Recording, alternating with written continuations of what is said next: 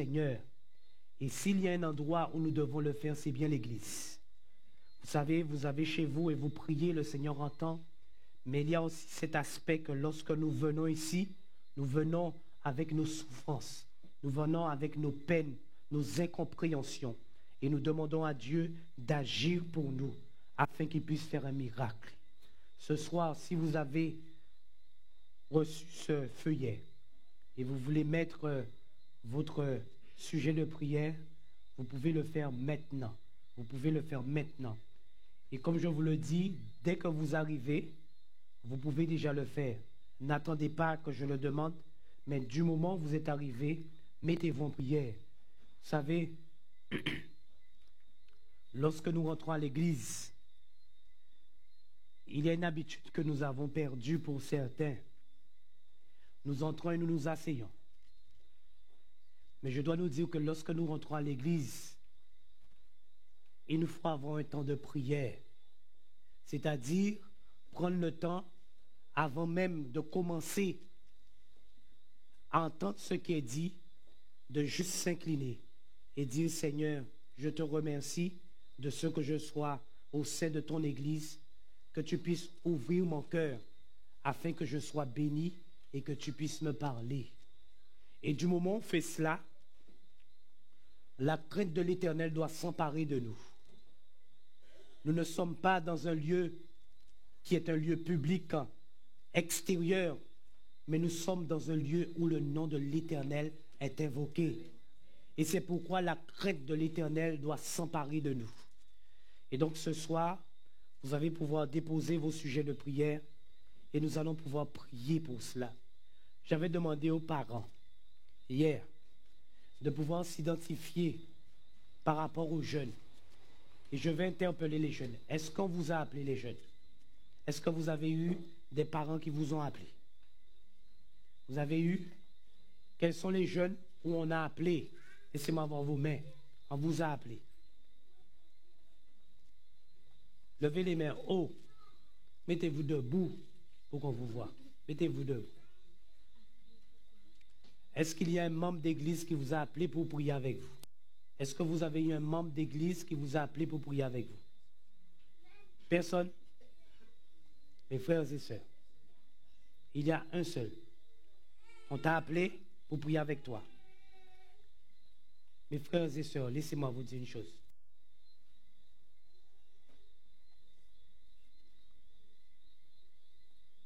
Les jeunes ont besoin de nous. Mais si nous ne nous engageons pas à prier pour eux, une simple chose avait été demandée, de les appeler pour prier avec eux. Et en fonction de ce qu'ils disent, ils n'ont pas reçu d'appel à part un ou deux. Je vous invite à faire un effort. Parce que si nous allons dans ce sens-là, ça risquera encore d'être une semaine de prière en plus. Et les effets que nous attendons, nous ne les verrons pas. Certains d'entre vous, sûrement vous allez me dire, si je vous pose la question, avez-vous prié pour eux ce matin? Vous l'avez fait. Mais cependant, il faut faire plus. Prendre son téléphone et appeler le jeune. Vous ne connaissez pas le numéro de téléphone? Je suis sûr que si vous voulez, vous allez trouver le numéro de téléphone. Parce que ça fait du temps que vous êtes ensemble. Et normalement, vous devriez vous connaître. J'invite encore et je fais cet appel. Mes frères et sœurs, je reposerai la question demain soir.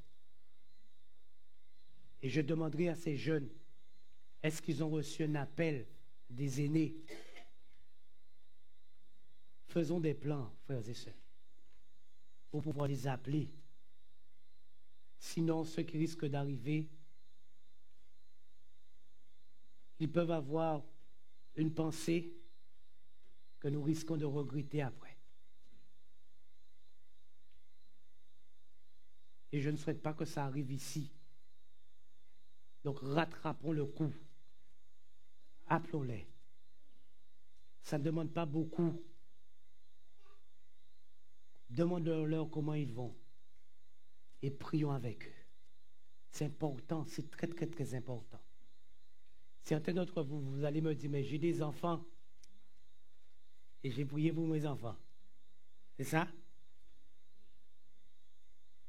C'est une bonne chose. Maintenant, appelez. Et j'avais demandé autre chose, n'est-ce pas? Qu'est-ce que j'avais demandé? Ah, vous connaissez bien. Alors, si vous n'avez pas appelé, alors plus forte raison pour aller chez eux. Ils sont en vacances. Je sais pourquoi je le demande. Ils sont en vacances. Ils sont censés être là pour vous accueillir. Même si vous travaillez, vous avez la possibilité d'aller après. Vous ne pouvez pas savoir combien ça fait du bien. Et pour ma part, c'est ce qui m'a beaucoup aidé. Et si aujourd'hui je suis là, c'est parce que j'ai eu des personnes qui ont agi comme cela avec moi. Et ça m'a donné l'envie de rester à l'église. Et ça m'a donné cette force de pouvoir prêcher l'évangile. Mais si nous venons à l'église et que nous ne donnons pas cette occasion aux jeunes de savoir qu'ils sont précieux à nos yeux, précieux aux yeux de l'Éternel, demain matin, lorsqu'ils partiront, on ne va même pas se rendre compte qu'il y a un qui a quitté le banc de l'église. Ce n'est qu'après un certain temps, on va se rendre compte de cela. Alors prenons cet engagement et changeons la vapeur. Permettons à Dieu de nous utiliser afin que nous puissions avancer en ce sens. Maintenant, nous allons prier. Nous allons prier pour cette boîte et demander à Dieu d'opérer un miracle. Et chaque soir, je dépose aussi un feuillet parce que j'ai des personnes pour lesquelles je prie et je souhaite voir le miracle dans leur vie. Alors ce soir, nous allons prier. Et ce que nous allons faire, nous allons prier pour demander à Dieu de nous aider à tenir l'engagement et de nous aider à nous identifier par rapport à ces jeunes parce qu'aujourd'hui, vous ne savez pas qui prie pour vous, pas vrai? Vous ne savez pas quelles sont les personnes qui prient pour vous. Et pourtant, il y a des personnes qui prient pour vous. Donc, je prie le Seigneur que nous puissions les identifier. Maintenant, je vais vous demander une chose. C'est un moment de prière. Chers jeunes, chers parents, chers aînés, nous allons prier. Demain, si Dieu le veut, nous aurons un moment de prière important où nous allons passer beaucoup de temps dans la prière. C'est pourquoi je vous invite à faire des plans parce que demain soir, nous allons prier pendant longtemps. Nous allons prier pendant longtemps pour demander à Dieu de faire ce miracle dans nos vies. Si vous avez des difficultés, vous avez des enfants, vous avez un mari, vous avez certaines situations, dites-leur, s'il y a un jour à ne pas manquer, c'est demain soir.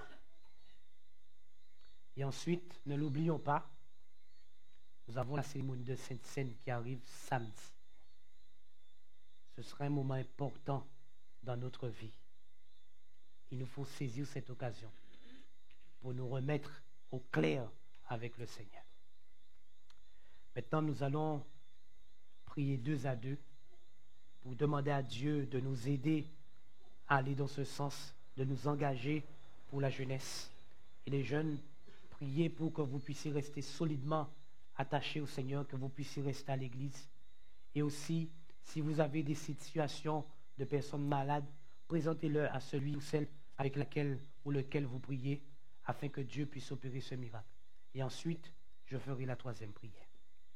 Mettons-nous en prière. Prions le Seigneur, chers frères et sœurs.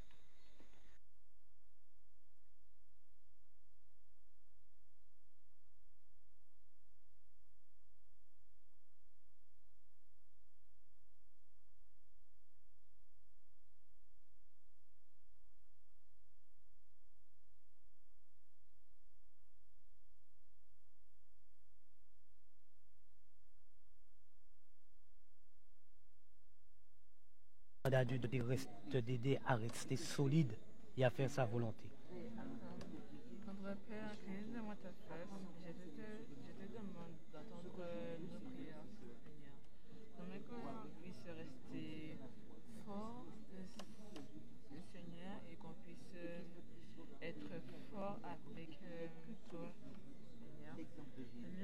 qu'on puisse avoir la foi et croire en toi, Seigneur. Permets que tu puisses nous bénir et nous fortifier. Bénis-nous, protège-nous, pardonne-nous. Oui, Seigneur. Demande ces grâces que je te demande, ton Fils Jésus pour ta gloire. Amen. Éternel, notre Père, notre Dieu, je voudrais te prier pour ton serviteur Joris. Tu me permets encore une deuxième fois de prier avec lui. Et hier, nous avons eu une conversation importante. Éternel, notre Père, notre Dieu, je te demande d'agir dans sa vie et de lui donner la possibilité de voir ta main puissante dans sa vie et de lui donner la guérison, de lui donner ce qu'il a besoin au fond de son cœur afin qu'il soit délivré, qu'il puisse œuvrer au sein de ton Église. Soit avec tous les autres jeunes qui sont dans l'Église, soit avec cette Église de la Brousse, bénis-la abondamment et permets qu'elle puisse remporter la victoire afin que lorsque tu reviendras, tu sois fier de cette Église. Merci Seigneur pour ton amour. Au nom de Jésus, je te prie pour ta gloire. Amen. Amen.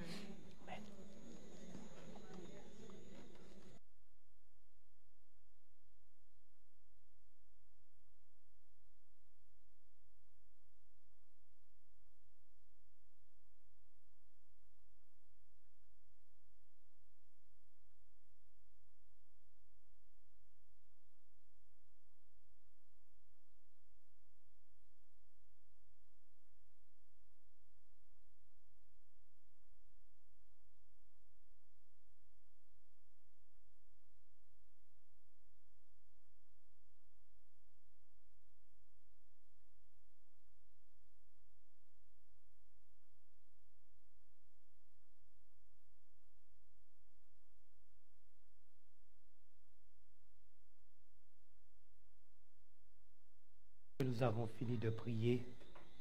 Restons dans la révérence. Laissons les autres prier. Si nous avons fini de prier, restons dans la révérence. Nous pouvons continuer à prier dans nos cœurs. L'objectif, c'est que le Seigneur puisse nous répondre tous.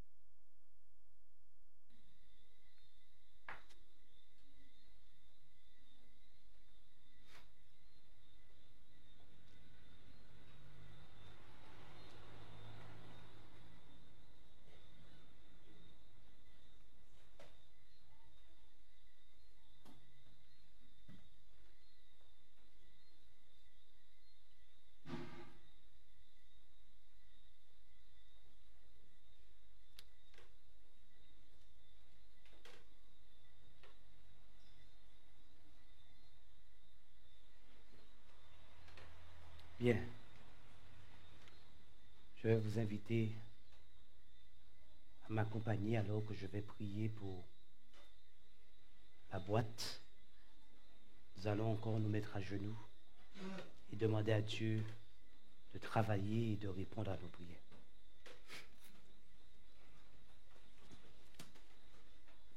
Éternel, notre Père, notre Dieu, nous voulons te remercier en ce soir pour ce privilège béni que tu nous fais de venir dans ta maison. Tu nous permets de prier les uns pour les autres.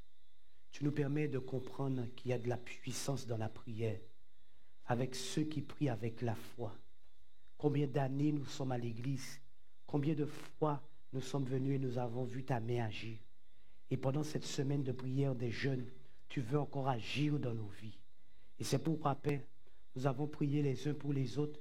Et nous voulons te demander aussi, Seigneur, de nous faire cette grâce, que nous puissions comprendre l'importance du Saint-Esprit dans nos vies. Lorsqu'il nous voit en prière, alors il prend plaisir et il agit dans nos cœurs. Éternel, pardonne-nous nos fautes. Lave-nous dans le sang de Jésus, afin que les demandes que nous t'avons faites, nous puissions trouver réponse à ces demandes. Notre Père, notre Dieu, je voudrais remettre chaque jeune entre tes mains, te demander de les accompagner, de les motiver, de leur permettre d'être aiguillés sur la bonne voie, afin que tu puisses les utiliser au sein de ton Église et de la société. Tu connais toutes leurs difficultés, nous les remettons entre tes mains. Nous remettons aussi entre tes mains, ceux des adultes et des aînés, tous les besoins qui ont été formulés. Seigneur, agis et permets à tes enfants d'avoir la réponse à leurs prières. S'il y a quelque chose qui fait barrière, révèle à chacun ce qui fait barrière, afin qu'il puisse corriger et que tu puisses lui donner la réponse. Éternel, notre Père, notre Dieu, demain soir, nous reviendrons et nous passerons un moment dans la prière où nous allons crier à toi, supplier ton nom, afin que nous soyons répondus. Éternel, notre Père, notre Dieu, je prie aussi afin que les adultes puissent s'engager à appeler un jeune et à lui dire, écoute, je prie pour toi, je souhaite que tu réussisses, alors tiens bon, prends courage et avance avec la force que le Seigneur te donne. Notre Père, notre Dieu, merci de nous faire cette grâce, merci de nous entendre du haut des cieux et que je sois un instrument docile entre tes mains. Au nom de Jésus, je te prie pour ta gloire. Amen.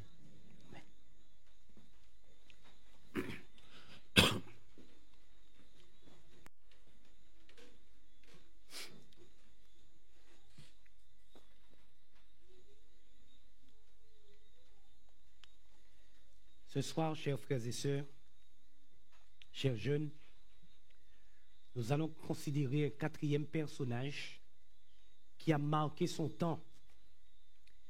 Il a été roi en Israël et nous avons vu hier une femme qui a été juge. Et cette femme, Déborah, a été une femme exemplaire. Je voudrais encore vous le dire et revenir que lorsque nous avons une église où il y a des femmes exemplaires, alors la spiritualité de l'église augmente et la vision de Dieu se fait. Et c'est pourquoi, chères sœurs, j'envoie un message pour vous dire de prier beaucoup, de demander à Dieu de vous consacrer à son service parce qu'il a besoin de vous. Permettons à cette église de connaître la joie de la transformation totale. Et je voudrais aussi dire aux frères qu'il est important que nous aussi nous puissions donner l'exemple, parce que il y a une chose que nous constatons, et lorsque je vais dans le champ et que je me rends compte que je visite les foyers, les familles, lorsqu'il y a des difficultés, des problématiques, où le couple vient me voir, l'une des questions que je pose, et cette question-là démontre très rapidement qu'il y a quelque chose qui a été négligé. Le culte de famille. Faites-vous le culte de famille? Et la réponse, quelquefois, ou assez rapidement. Du moment que c'est comme ça votre famille est, je peux vous dire qu'il faut vous attendre à ce que vous soyez brisés par l'ennemi. Parce que ce qui tient une famille debout, c'est le fait qu'ils prient ensemble. Et si la famille ne prie pas ensemble, tôt ou tard, elle va se briser. Donc, il faut faire des plans, chers frères et sœurs. Si vous aviez négligé, vous aviez arrêté de faire cela, il est temps de le faire. Chers jeunes, il faut participer à ces cultes de famille, afin que Dieu puisse vous donner de la force pour avancer. Vous n'avez pas de force de vous-même. La force physique et mentale, intellectuelle ne suffira pas face à ce qui est devant nous. Donc, pensons à cela et faisons confiance à Dieu. Maintenant, permettez-moi de vous dire que nous considérons un personnage très important. Il est le fils de David. Et il a eu une bonne dimension, cette dimension de vouloir suivre les traces de son père. Et lorsque nous considérons le livre de 2 Chroniques, le chapitre 17, nous pouvons voir ce qui se passe. Et c'est important pour nous de connaître qui est Josaphat. Qu'est-ce qu'il a fait et pourquoi il a réagi ainsi?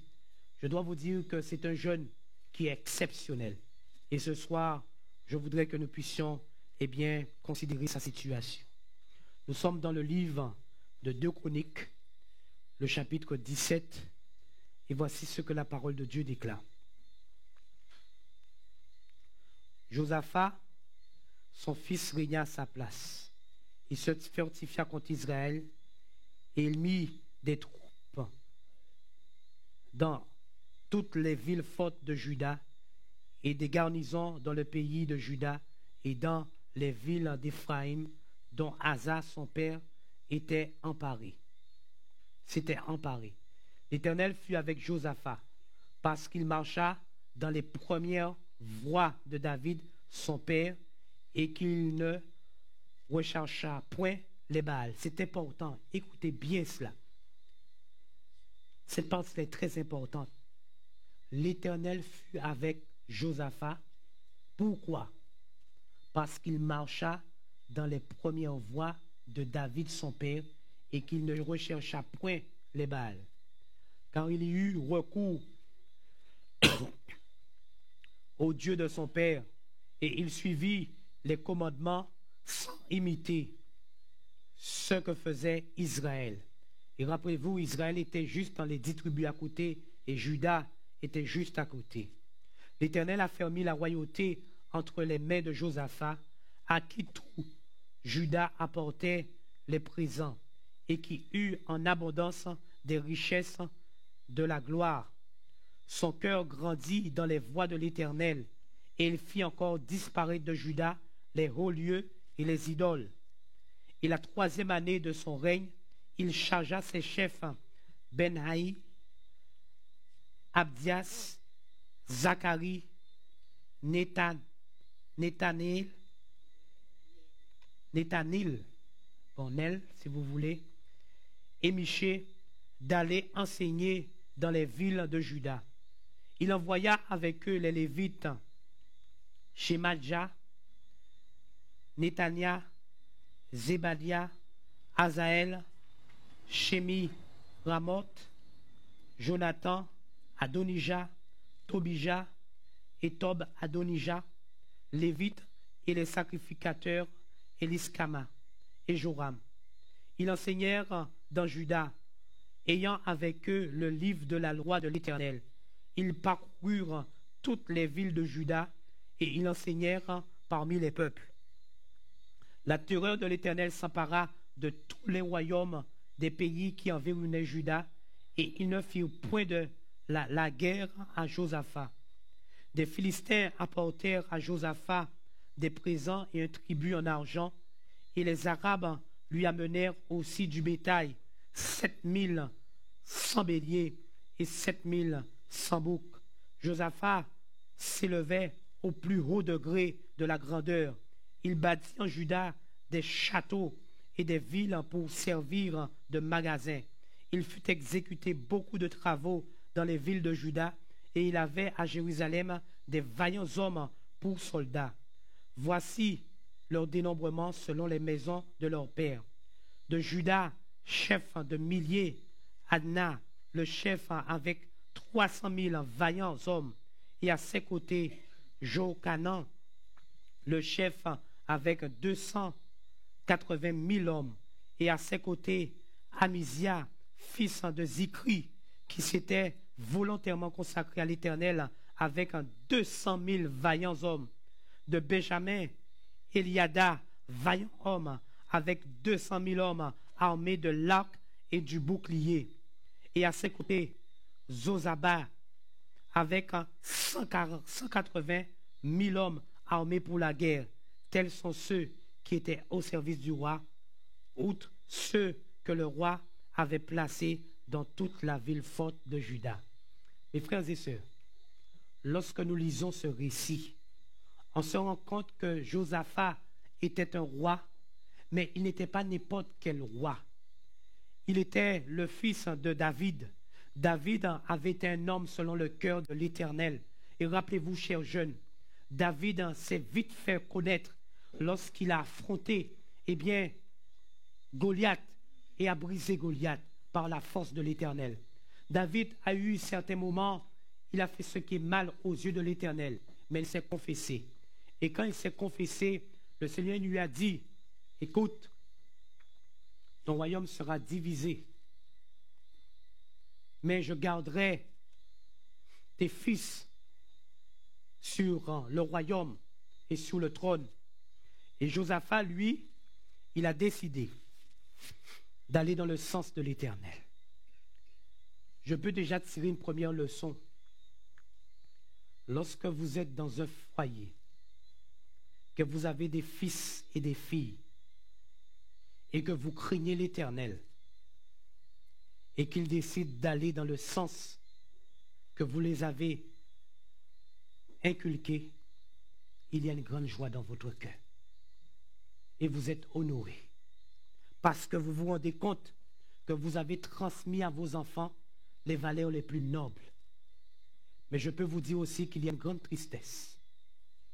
Lorsque vous constatez que vous avez fait tous vos efforts, et que malgré tous vos efforts, il y a quelqu'un qui est passé par là.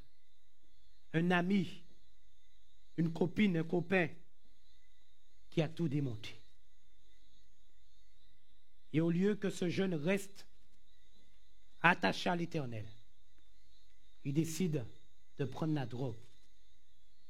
Il décide d'aller dans le sexe et dans toutes sortes de choses qui fait que vous forcez à le faire venir à l'église.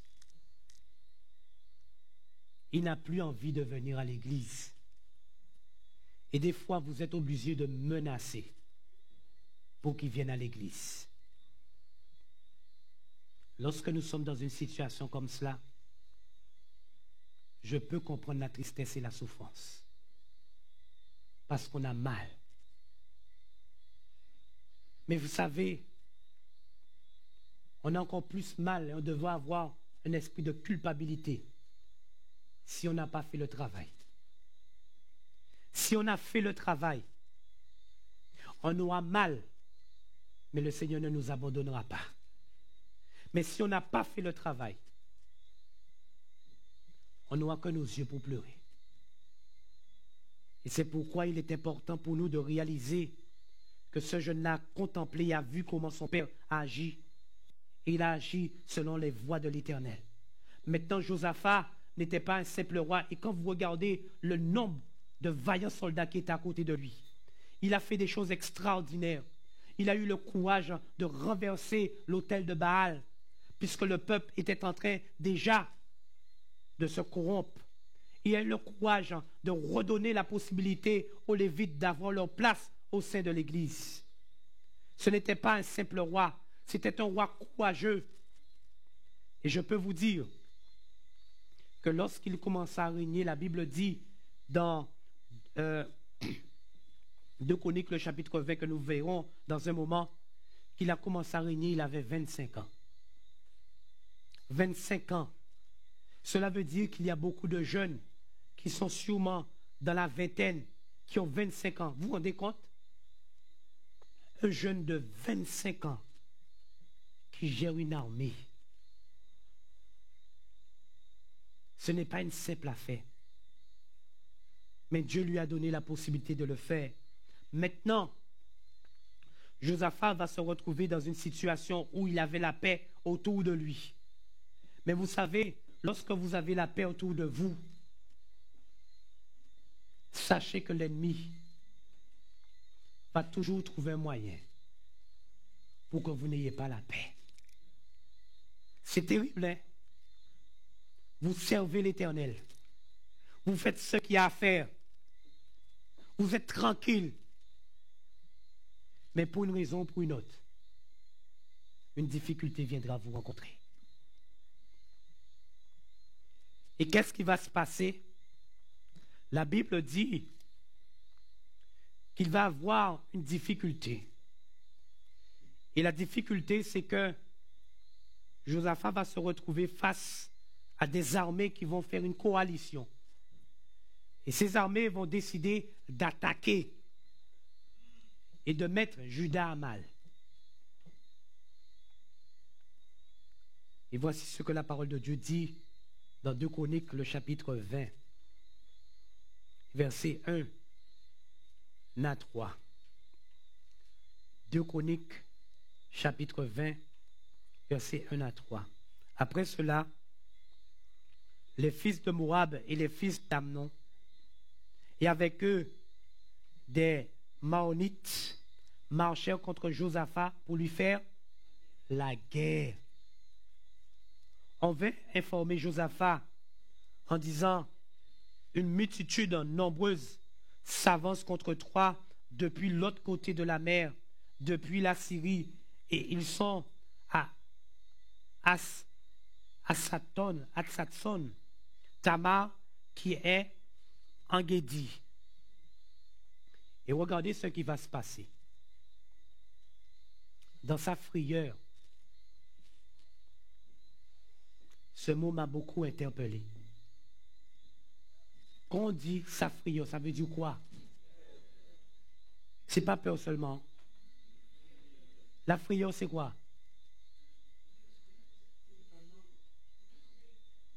C'est quoi? La frayeur, c'est quoi? Quel synonyme peut-on utiliser? Terrifié. Lorsqu'on est terrifié, qu'on est effrayé, c'est que on peut perdre le contrôle. On ne sait plus quoi faire. Et je peux vous dire, beaucoup de personnes, lorsqu'elles sont effrayées, elles ont une attitude où le cerveau prend le dessus. Et il bloque. Ces personnes-là bloquent, elles ne peuvent plus rien faire. Elles restent là comme ça, tétanisées. Et c'est pourquoi beaucoup de personnes qui se sont fait violer, lorsqu'on leur pose la question, elles disent qu'elles n'ont plus rien faire. Parce qu'elles avaient tellement peur qu'elles sont restées là, elles ne se sont pas défendues.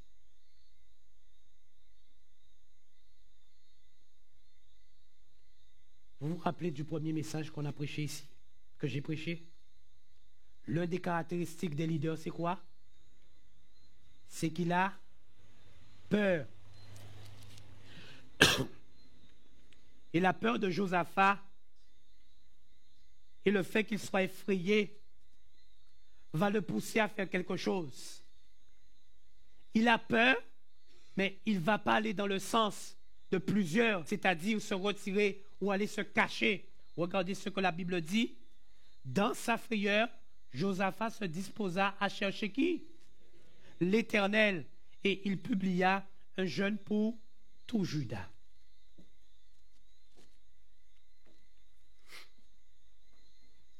Ce roi-là est exceptionnel.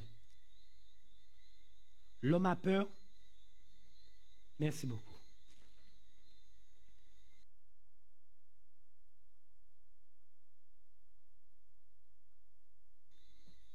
L'homme a peur, et puisqu'il a peur, il crie à l'Éternel. Quels sont ceux qui, parmi nous, lorsqu'ils sont effrayés, ils crient à l'Éternel? Est-ce que lorsque vous êtes effrayé, vous criez à l'Éternel? Imaginez-vous que vous aviez et que vous étiez Josaphat. Vous vous rappelez de ce que je viens de dire? Il avait une armée. Il avait de quoi faire face. Mais il a peur.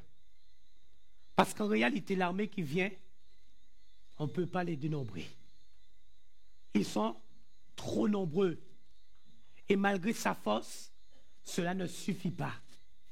En d'autres termes, lorsque nous regardons, on pourrait se dire qu'on a assez de force en nous, que nous, en tant qu'Église, nous avons assez de force pour faire face à une situation. Mais je dois vous dire que bien souvent, lorsque nous bataillons contre une armée qu'on ne pourrait dénombrer. La bataille n'est pas simplement de ce monde physique, mais la bataille est aussi spirituelle. Et vous savez, notre grande difficulté, et je me rends compte de cela, nous pouvons parler de certaines réalités, mais je rends compte que certains d'entre nous ne prenons pas conscience réellement. où on prend conscience maintenant et il suffit qu'on sorte et on a oublié. Et la servante du Seigneur Ellen White dit que le diable est bien content lorsqu'on ne le craint pas. On croit que c'est juste l'histoire des petits loups, un méchant petit loup et qu'il n'y a pas grand-chose. Du moment où on le considère comme ça, il est content. Et ici, nous voyons que lui, Josaphat, il est dans une grande difficulté. Et qu'est-ce qu'il va faire? Il va publier un jeûne, ou cela? Pour tout Juda.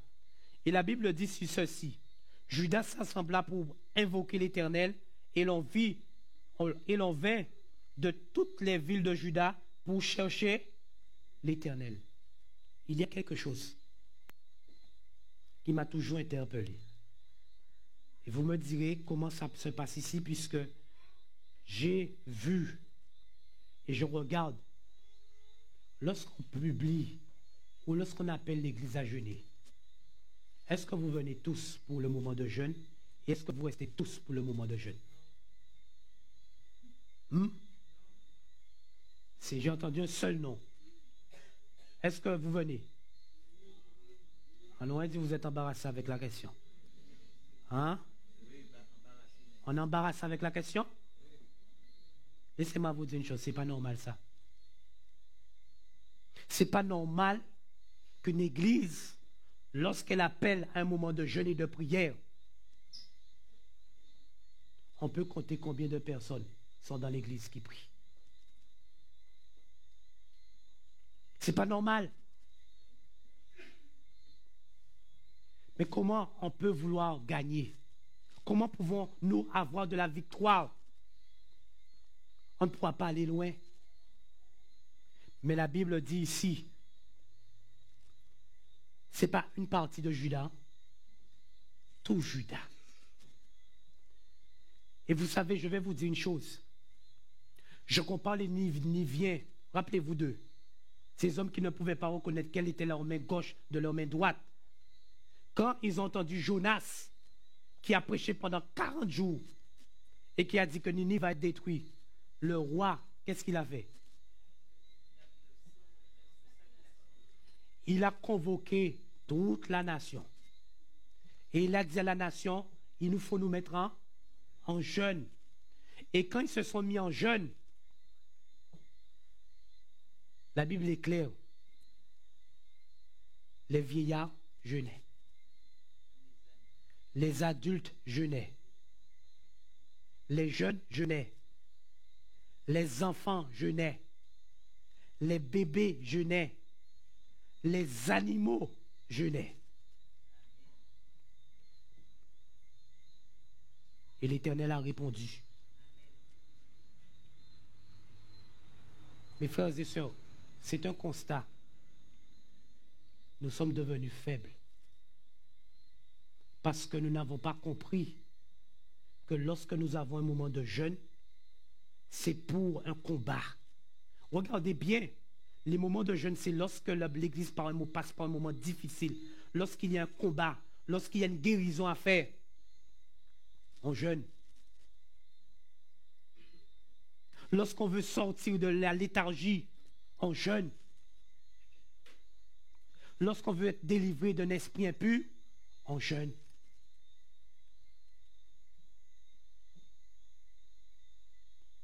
Des fois, nous ne pourrons pas remporter des victoires comme ça.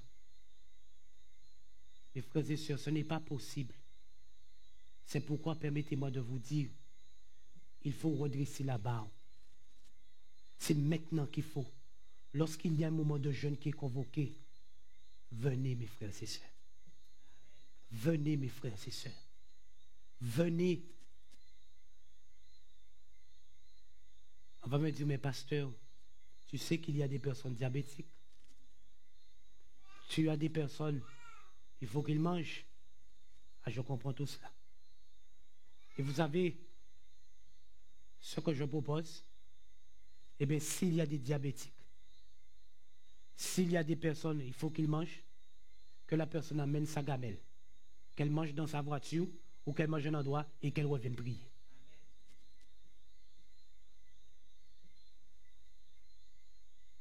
Si elle ne peut pas, Je comprends. Parce qu'elle est malade. Mais seulement, elle peut manger juste à côté, reprendre des forces et revenir pour prier.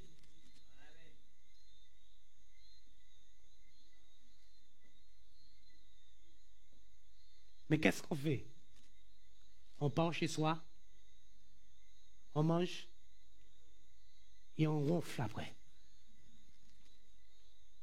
Et il y a quelques malheureux qui sont en train de prier, ils sont à genoux là, en train de prier, prier. Mais je vais vous dire une chose. S'il n'y a pas eu été qu'à prier, longtemps l'église a déjà fermé. Écoutez bien ce que je vous dis. Hein. Ce n'est pas quelque chose, je dis comme ça. S'il n'y avait pas ce si peu qui priaient, longtemps l'église a déjà fermé. Parce que le diable serait déjà rentré par plusieurs moyens. Il aurait déjà tout détruit.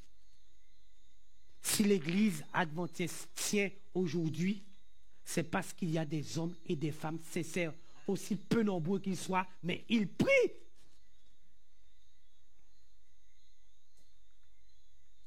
Et ensuite, lui, puisqu'il a été un roi selon le cœur de l'Éternel, le peuple a suivi les recommandations de Josaphat.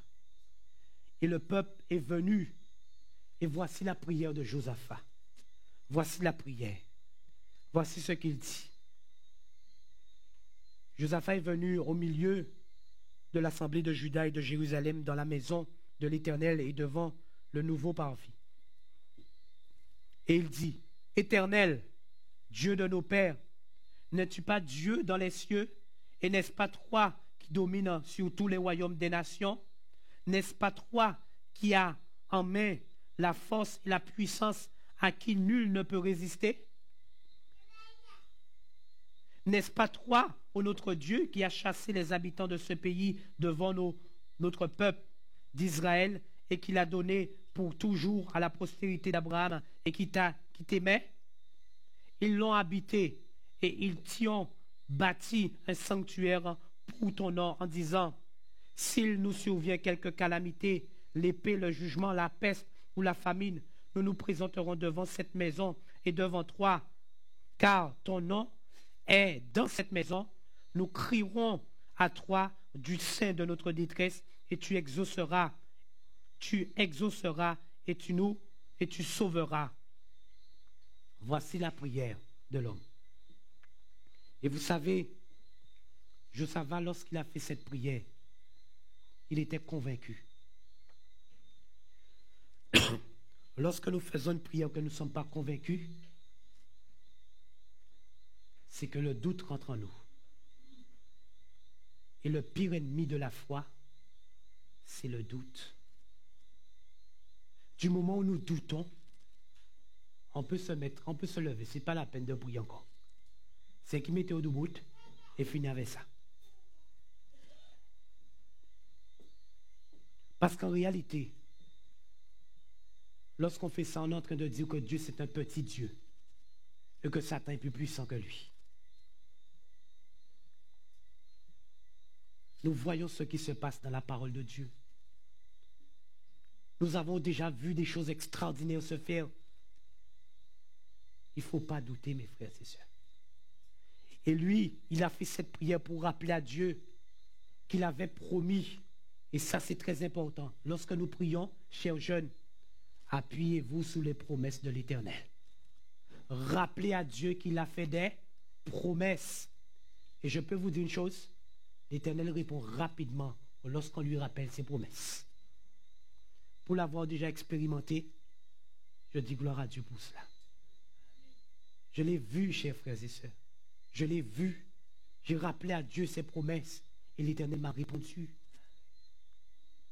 Et je suis sûr que parmi vous, il y a ceux qui prient selon les promesses de l'Éternel et Dieu répond à leurs promesses.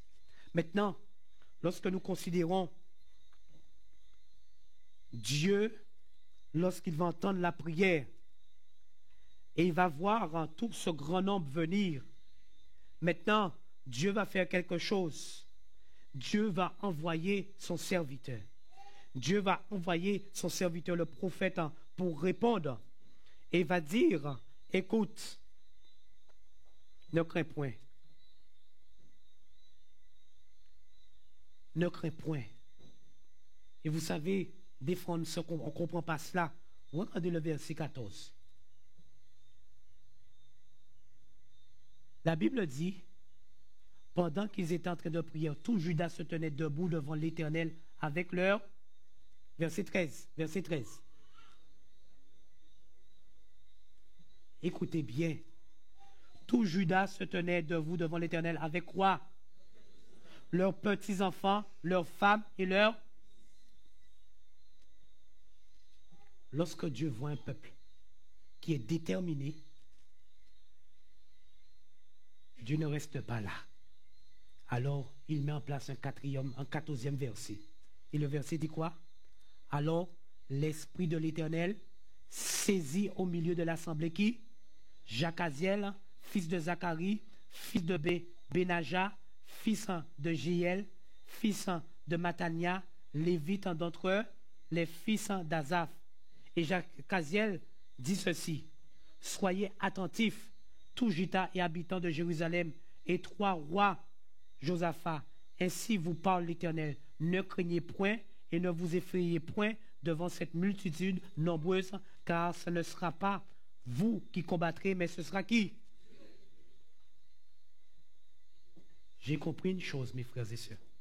Et vous savez, je dis merci Seigneur parce que le message c'est pour moi avant. Comme je vous dis, quand je viens ici, je me remets en question. Et j'analyse beaucoup l'Église. Et je peux vous dire, je suis très attristé de la situation de notre Église. Et je prie beaucoup pour l'Église. Parce que l'Église est dans un sommeil. Ce que l'Église pourrait faire, elle ne le fait pas. Imaginez un seul instant que nous soyons convaincus et que nous soyons unis. Que nous puissions faire taire les différences, les conflits, les cacophonies, les hypocrisies, les manques de pardon. Imaginez un instant nous faisions taire ces choses-là. Imaginez cela. Pas tenir place pour nous préciser, pour nous crier à l'Éternel. Regardez ce qui nous arrive. Lorsque nous devons faire quelque chose, nous prenons des années. Nos constructions, nous prenons des années. Lorsqu'on veut faire quelque chose, des années. Pourquoi? Parce que l'un tire à gauche, l'un tire à droite. L'un pense qu'il a raison, l'autre pense qu'il a plus raison que l'autre. Et lorsque nous sommes dans une telle dynamique, mes frères, on ne peut pas avoir la victoire. Je remarque une chose. Les petits-enfants, tout le monde était ensemble. Et ils avaient en eux la crainte de l'Éternel. Et ils avaient en face d'eux une situation compliquée. Ils allaient être envahis. Et ce qui m'a touché, c'est le tout. Tout. Je ne sais pas si vous avez entendu le tout. Tout. Tout. Ça veut dire quoi? Si on veut que notre famille, et je vais venir jusqu'à l'église, si on veut que notre famille, c'est-à-dire ma femme, mes enfants, nous puissions réussir et que l'Éternel puisse saisir l'un d'entre nous, il faut nous toutes ajourner en jeûne. Si on veut que l'église, qu'il y ait, que Dieu puisse saisir quelqu'un, parce qu'on a peur de ça. Vous savez qu'on a peur de ça? Parce que nous croyons qu'il dit que c'est conseil évangéliste là. Parce qu'on voit dans leur assemblée des fois des gens qui sont saisis. Mais je vais vous dire une chose. Si l'église de la brousse, toute l'église de la brousse, décide de venir comme un seul homme et se met à prier pour la délivrance de l'église, l'Éternel, quand il éradique le problème là, a dans un moment clair, fini. Quels que soient les problèmes qu'il y a dans l'église, l'Éternel qui a mis à terre tout de suite.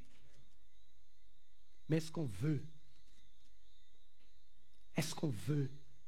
Chers jeunes, est-ce que vous voulez? Aînés, est-ce que vous voulez? Chers adultes, est-ce que vous voulez cela? Et vous savez, je vais conclure.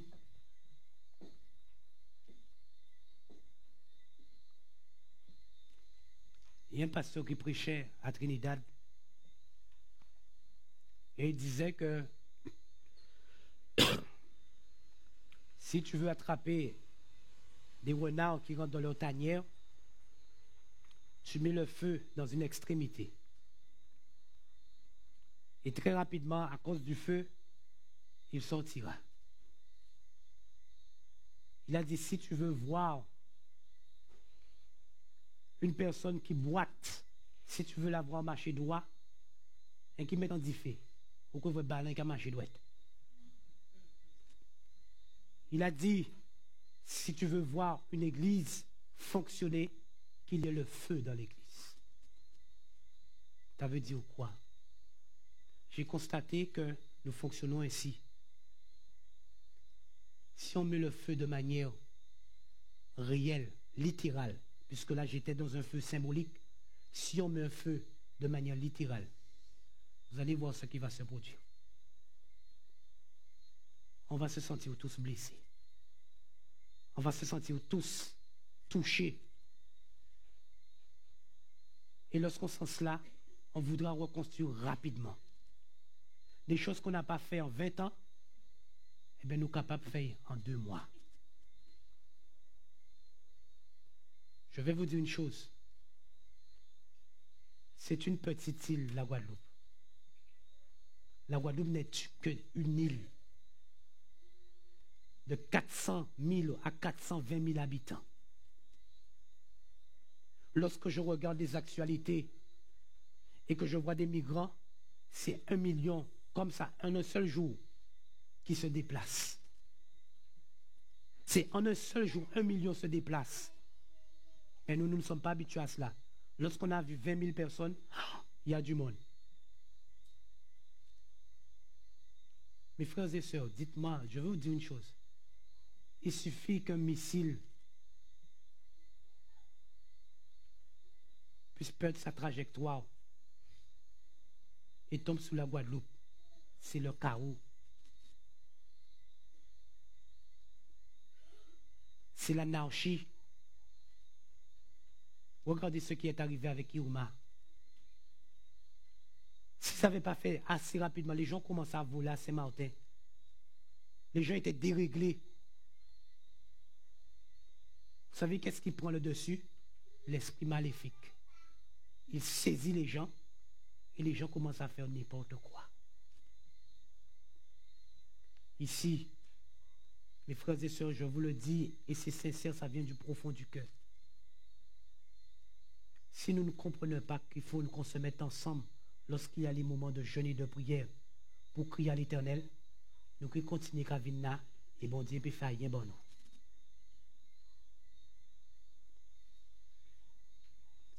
Nous qui continuons à perdre jeûne, nous qui continuons à perdre moun.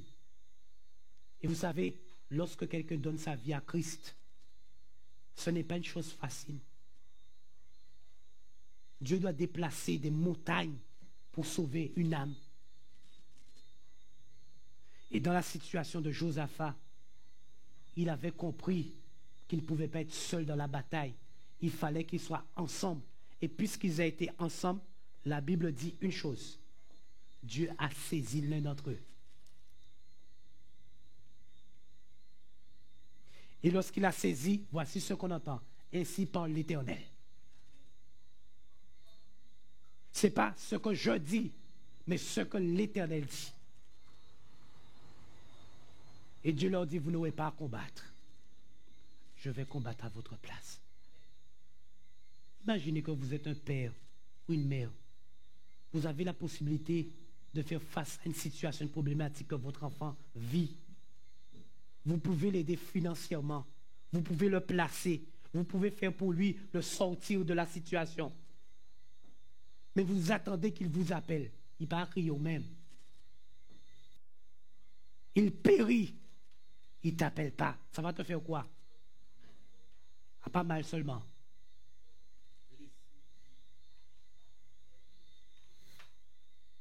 Imaginez ce que Dieu ressent. Dieu a tout pour nous permettre de réussir. Chers jeunes, vous avez tout pour pouvoir réussir. Mais si nous ne jeûnons pas, nous ne prions pas, nous n'allons pas pouvoir gagner. Et la Bible dit, parce qu'ils ont été dans ce sens-là, lorsque l'armée a attaqué, ils ont commencé à louer. Et puisqu'ils ont commencé à louer, les peuples qui voulaient les attaquer, ils se sont entretués. Ils se sont entretués. Ils se sont retrouvés dans l'aveuglement. Laissez-moi vous dire une chose. Il y a beaucoup de personnes qui ne vous aiment pas. Que vous le sachiez ou pas. Il y a beaucoup de personnes qui veulent vous détruire. Tout simplement parce que vous êtes un chrétien. Ils sont en train d'envoyer des délégations. Ils sont en train de faire toutes sortes de choses. Là où vous travaillez, vous pensez que votre travail, c'est pur et saint. Il n'y a que des personnes saintes et des personnes qui vous aiment. Il n'y a pas que ça, mes frères et sœurs. Nous sommes dans le terrain de l'ennemi. Si je ne crie pas à l'Éternel, je ne reste pas sous mes genoux, tôt ou tard, ils finiront par m'abattre. Et vous n'avez jamais vécu ça dans des travails. Vous êtes dans un travail, on vous dit rien. Mais vous diminuez, jusqu'à ce que vous quittez le travail. On vous attaque psychologiquement. On dit des choses sur vous. Mais pour moun pas dire, qui moun qui dit. Vous venez dans le travail, on vous donne un coup de Dieu comme ça, flap. Mais non, mais il y a un problème. Tu fabules. Et ensuite, tu perds ton travail. J'étais en train de prier avec une sœur. Elle travaille dans un endroit très haut placé. J'ai prié avec un jeune qui est très haut placé en France, dans une entreprise qui gère beaucoup de millions. Et quand il dit que c'est le jeûne et la prière qui le sauvent, je le crois. À chaque fois qu'il quitte son bureau, qu'il revient le lendemain, il y a toujours un cabalistique. Toujours une ambition préparée. Ce n'est pas des trucs que je vous dis qui sont... C'est quelqu'un bien dans sa tête, pas pour dire malade, il a fabulé la théorie du complot. Toujours une ambition préparée parce qu'il ne doit pas être là, ce n'est pas sa place. Nous avons prié et certains de ceux qui ont monté les cabales sont venus le voir pour lui dire, écoute, quel Dieu que tu pries? Parce qu'il y a quelque chose que nous ne comprenons pas. Et ils avouent, hein, ça fait depuis longtemps qu'on t'attaque, mais tu ne bouges pas. Mais je veux vous dire une chose. C'est un jeûne, mais il jeûne tout le temps. Il est en jeûne et en prière tout le temps. Et tu penses que toi, tu ne jeûnes pas, que la vie va être rose? En fait, des fois, on est déjà pris, alors l'ennemi ne se donne même pas de moyen encore à nous montrer, nous déjà pris, nous pas nous savons ça.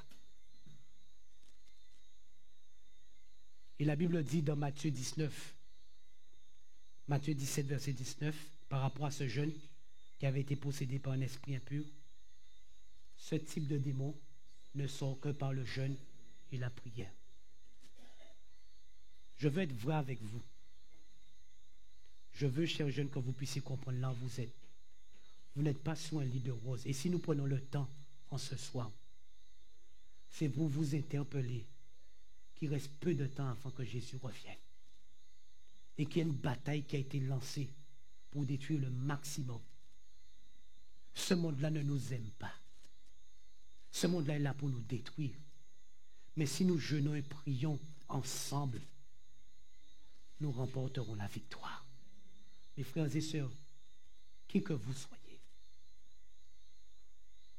je voudrais sincèrement que vous puissiez prendre un engagement. Cet engagement à mettre votre famille en jeûne et en prière.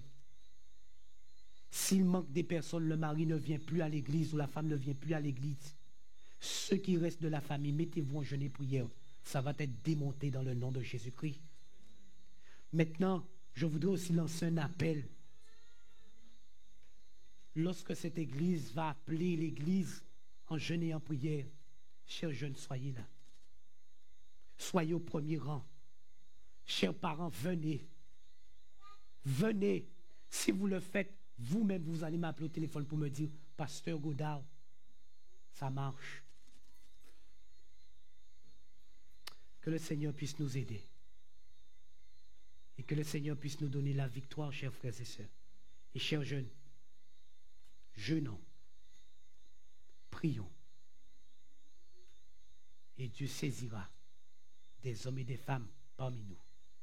Et nous donnera la vision pour la fin des temps. Amen.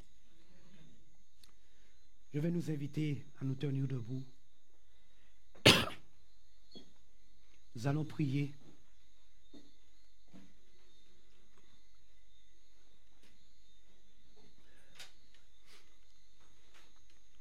J'espère du profond du cœur que la prochaine fois qu'il y aura un moment de jeûne et de prière, vous serez là pour voir des miracles et des délivrances au sein de votre Église et au sein de votre famille. Prions à l'Éternel. Éternel, notre Père, notre Dieu, à travers la vie de Josaphat, homme qui craignait l'Éternel, roi de Juda, tu as su démontrer que tu pouvais délivrer le peuple parce que le peuple avait décidé de jeûner et de prier. Et l'une des particularités de ce roi, c'est qu'il a appelé tout le peuple. Et la particularité du peuple, c'est que tout le peuple a répondu. C'est pourquoi en ce soir, cher Père éternel, je prie dans le nom de Jésus-Christ, que lorsque tu nous appelles à jeûner et à prier, que toute l'Église se déplace. Et que nous puissions prier pour la délivrance et que nous puissions avoir la victoire.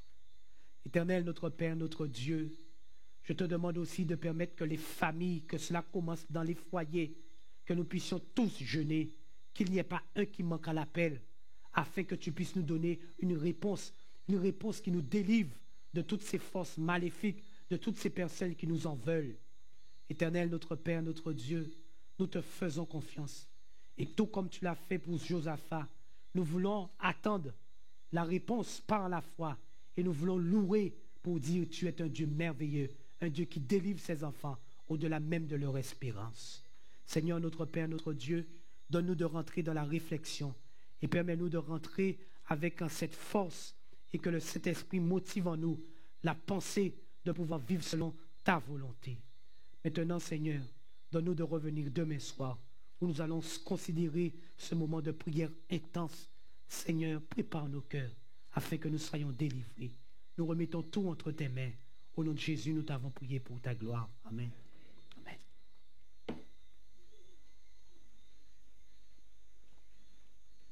Mes frères et sœurs, je vous souhaite une bonne soirée et ne laissez pas les paroles que vous venez d'entendre partir. Si ça part, ça aura du mal à revenir. Écoutez-moi bien, lorsque vous recevez une nourriture et que vous laissez partir la nourriture, vous aurez du mal à intégrer cette nourriture par la suite. C'est pourquoi chérissez cela dans votre cœur. Bonne soirée. Nous allons nous tenir debout. Grâce infinie.